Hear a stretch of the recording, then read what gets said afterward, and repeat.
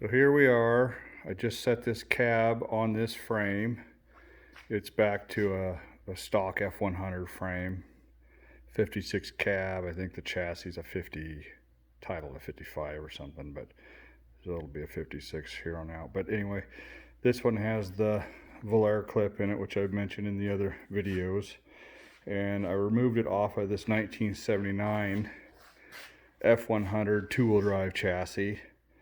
This actually probably would have worked okay if you wanted a four-wheel drive, because the cab sat so high on the frame because they have these rises in the frame. You can see it kind of goes down and it goes back up in the front. Same thing in the back, goes up in the back. So to get the truck all level, it has to be pretty high up. Guy could probably get fancy and, you know, get lowered I-beams or something. I don't know, but I just never cared for it set up like this, so I'm going back to an original chassis, modified chassis.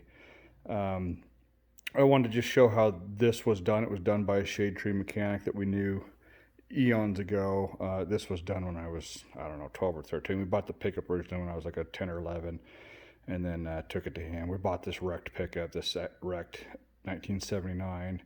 And he shortened it as well. It was a long box. I'll show you that real fast. It's pretty ghetto, but I drove it through high school and a little bit through college, and it's pretty much sat ever since. So up front for the core support, he just welded a piece of channel iron in there, and it's been kind of cut and lowered, so maybe he put it in place and found out it was too high and kind of dropped it down. I don't know, it looks pretty ghetto to me. The front cab mounts are the factory welded to the 79 frame, so nothing too fancy there. Same thing with the running board mounts, they're just welded to the frame. Quick and easy. Don't recommend it. Looks pretty ugly to me.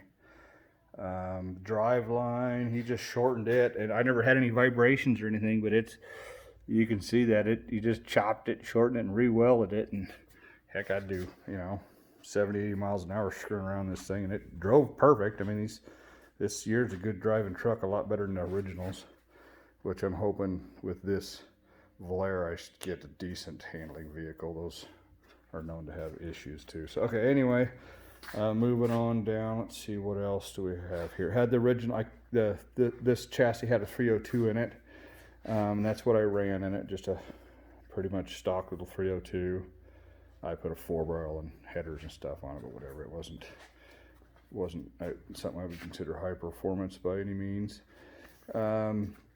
Rear cab mounts, he used again the stock ones, and he just bolted them through the frame here. They were put down a little bit too low. The cab had a bit of a rake to it, so to do that right, those need to be a little bit higher. But I think if a person were doing this themselves, they could take a lot more time and make this conversion cleaner. The frame rails must be about the same width. They were able to, they didn't have to cut them off on the front. They stuck out through the original, that flashing piece or whatever you call it that goes underneath the grill. The steering box is in a different place. So, and this one, he put the guy that did it put the 79 steering column in the truck, but the steering column come up through this hole, which is not the original location. The original location goes through this here. So that's a little ugly. Oh, while we're over here, I don't know if I can get a good shot of this or not. He put the 79 pedal and brake assembly in here. It just bolts to the firewall and then up underneath the dash. So that actually fits in there pretty good. But the problem is that the steering wheel isn't centered in the gauge cluster, which always drove me nuts. You can see that steering wheel's here, or the column's here. And it centers up about with the 20 mile per hour mark there on the odometer. So I never cared for that either. The bed I think is pretty basic. Angle iron welded to the frame. Bed bolted to that. Pretty simple. Let's see if I can get a shot of where he shortened the frame. If I can remember, I think it was just a straight cut even. It was, yeah, you can kind of, let's see. Let me pause this for a second and get a better spot. So it was just a straight cut, which I do not recommend. And then he fish plated it. Obviously it never fell apart, but I was running 200 horse, or if that, which is nothing. you definitely want to do a Z cut and then fish plate these. If you do that, that's the right way to do it. This is not.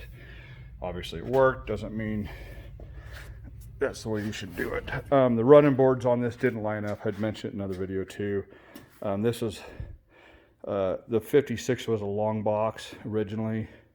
So he just cut off the running boards to that. And this box came off a newer pickup, like a 57 or newer, that has higher rear fenders and then this little short step. Because the later trucks didn't have steps, running boards full length. So I never liked the looks of that either, going back to a full running board. If I reuse this box, I'll lower that fender down so it lines up like it did originally. But that's, so if you have any questions about this, shoot me in the comments. I said, I think if this were four-wheel drive, this would have been perfectly fine. The higher cab wouldn't hurt nothing, because usually if you have a four-wheel drive, you want it up in the air anyway. The front axle not being centered underneath the wheel well is a little bit, it's probably 1.5 inches forward, which stock they're actually 1.5 inches backwards. So, you know, guy usually trims for big tires or whatever, or get fenders off of like an F-600 or whatever and put on here, and that would be, I think, pretty negligible. But for a two-wheel drive, street cruiser, whatever you want to call it, hot rod, I wouldn't do this. This just sets up way too high. It was pretty ugly looking in that regard. So I think this, oh, here's the bumper mounts. The original bumper, he just welded some flat iron plate to it. I mean, it ain't fancy, but it worked.